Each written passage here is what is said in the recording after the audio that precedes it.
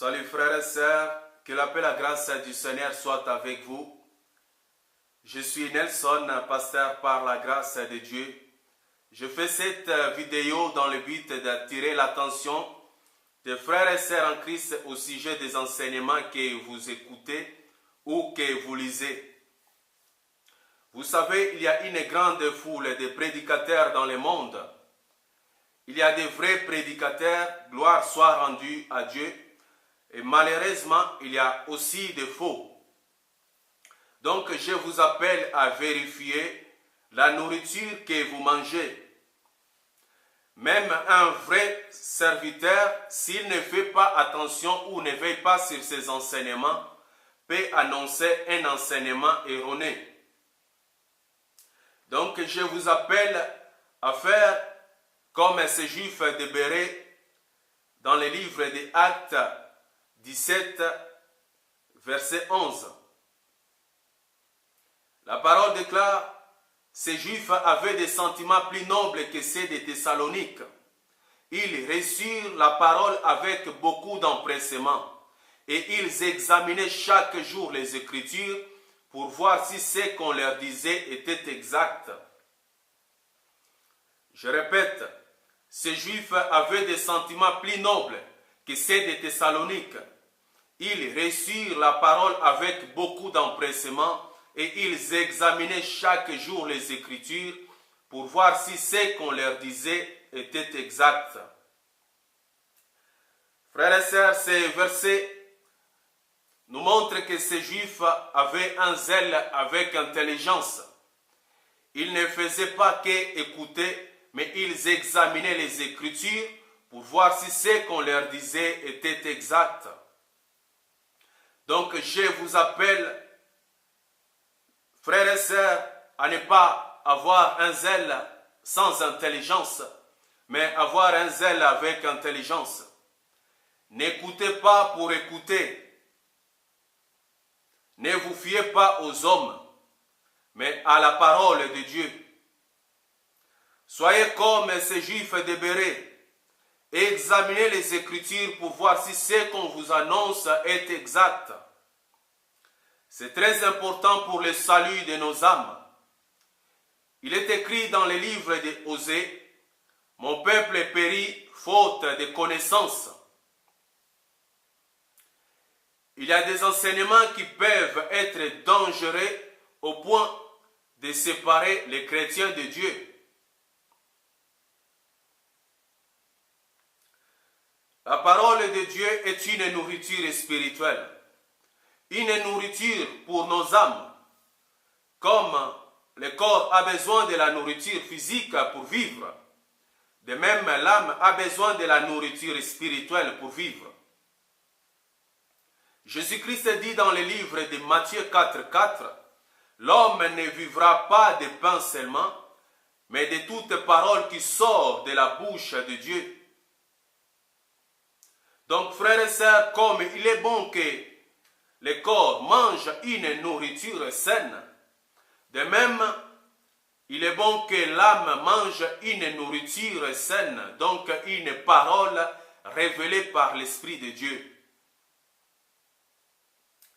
Je dis souvent, une nourriture empoisonnée peut rendre malade et amener même jusqu'à la mort.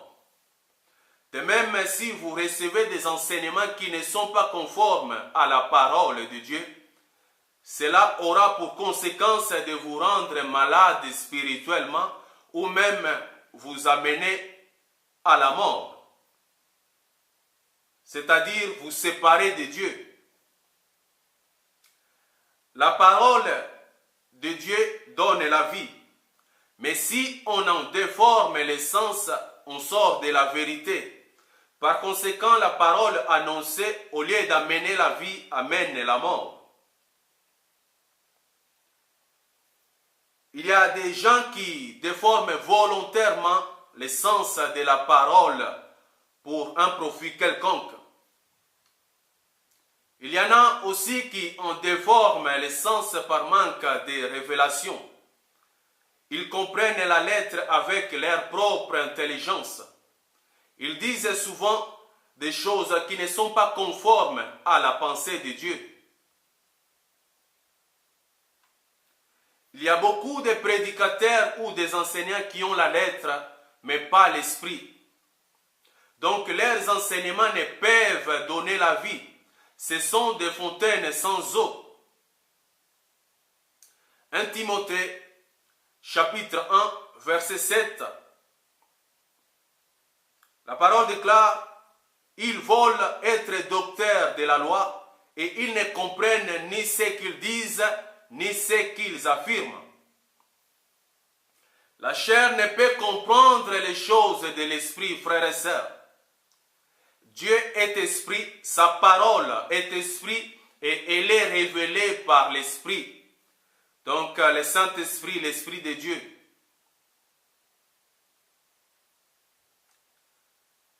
Il est écrit dans le livre de 1 Corinthiens, chapitre 2, verset 11. Qui donc parmi les hommes connaît les choses de l'homme, si ce n'est l'esprit de l'homme qui est en lui? De même, personne connaît les choses de Dieu, si ce n'est l'esprit de Dieu. Je répète, qui donc parmi les hommes connaît les choses de l'homme, si ce n'est l'esprit de l'homme qui est en lui?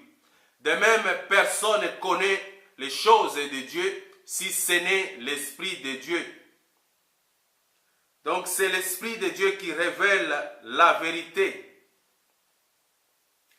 Frères et sœurs, c'est très important d'examiner les Écritures avec l'aide du Saint-Esprit, car la chair ne peut comprendre les choses de l'Esprit. Examinez les Écritures pour voir si ce qu'on vous annonce est exact. Sinon, vous risquez de dire Amen à des enseignements empoisonnés.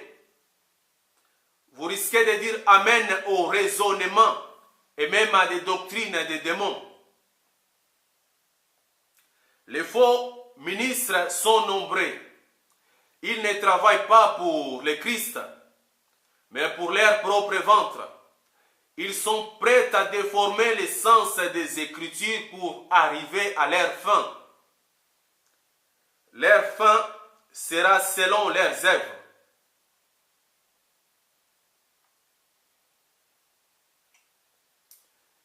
Il y a aussi des prédicateurs ou des enseignants qui ne sont pas des faux. Mais parfois, ils prêchent ou enseignent sans conviction, sans être sûr d'avoir compris. Ça m'est déjà arrivé, mais désormais, je fais très attention. Et je t'exhorte, bien-aimé, toi qui enseignes, de faire très attention. Ne te précipite pas à aller enseigner sans conviction, sinon tu risques de rendre compte devant le Seigneur.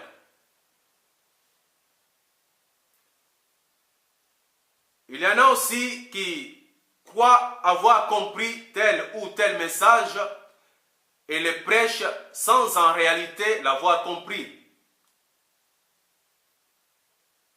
Bien-aimés, je vous appelle à veiller sur nos enseignements.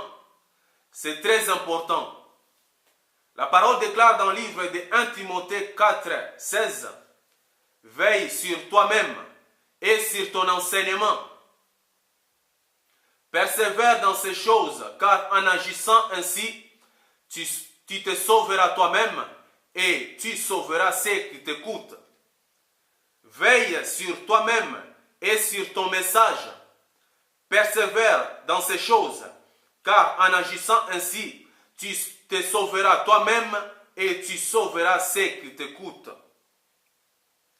Donc c'est très important de veiller sur nos enseignements.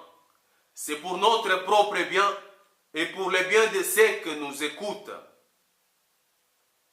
Ne sois pas pressé d'enseigner car c'est une responsabilité.